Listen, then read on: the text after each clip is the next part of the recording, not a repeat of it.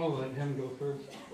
I feel like I'm at your guys' wedding again, giving you crummy toast.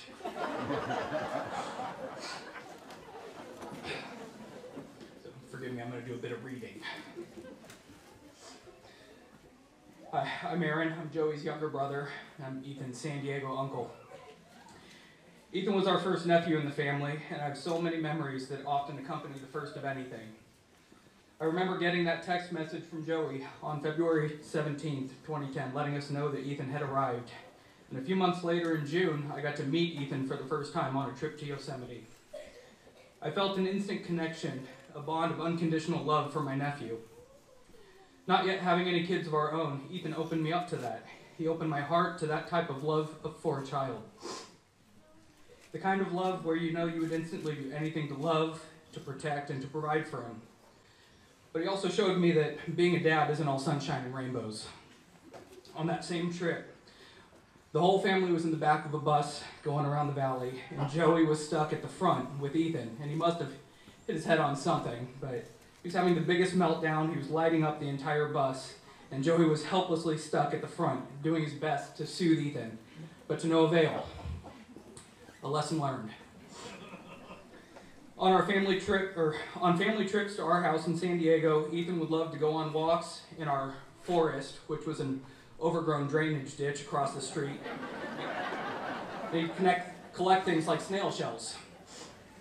Oh, and his love of succulents. We'd walk around the neighborhood and he would borrow a cutting of almost every succulent that he saw. And when we would come home to visit, Ethan would take my wife Lisa to his greenhouse and show off all of his succulents. And of course, ever the great salesman, he would sell her some to take home. And the reality is Lisa could never say no. These plants are now growing at our home and are a reminder of his presence with us whenever we see them. Ethan taught me to have an appreciation for the small things in life and to find contentment. Ultimately, life is comprised of these small moments and memories. He taught me to slow down, to breathe them in, and to appreciate them for what they are and what they mean. The beauty of and the challenges presented by Ethan's autism taught me to be more patient and more understanding. He opened my eyes and my heart again, not to be hasty in judgment, but to take every situation for what it is and try to understand what is going on before forming an opinion.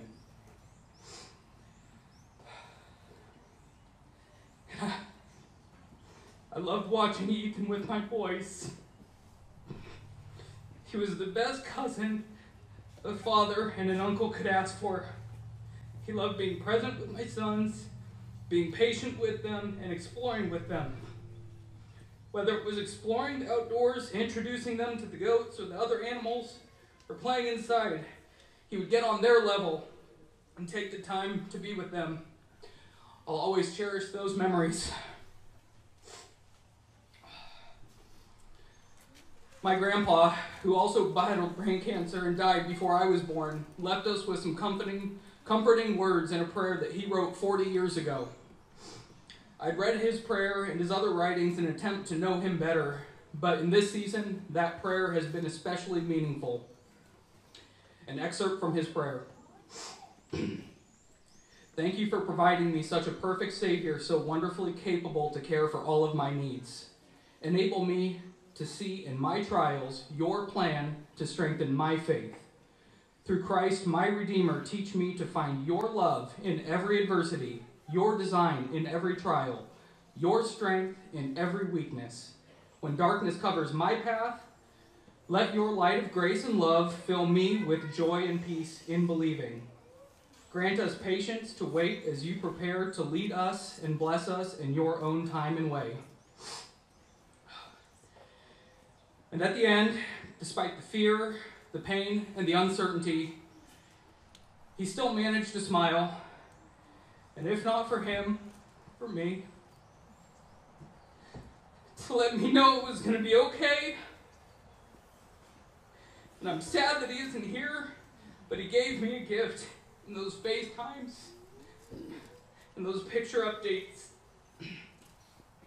He gave me the gift of loving me and a life full of memories that will be with me forever. My dad read a part of Dietrich Bonhoeffer quote earlier, but here's the full quote. There is nothing that can replace the absence of someone dear to us, and one should not even attempt to do so. One must simply hold out and endure it. At first, that sounds very hard, but at the same time, it is also a great comfort. For to the extent the emptiness truly remains unfilled, one remains connected to the other person through it. It's wrong to say that God fills the emptiness. God in no way fills it, but much more leaves it precisely unfilled, and thus helps us preserve, even in pain, the authentic relationship. Furthermore, the more beautiful and full the remembrances, the more difficult the separation, but gratitude transforms the torment of memory into silent joy. One bears what was lovely in the past not as a thorn, but as a precious gift deep within, a hidden treasure of which one can always be certain.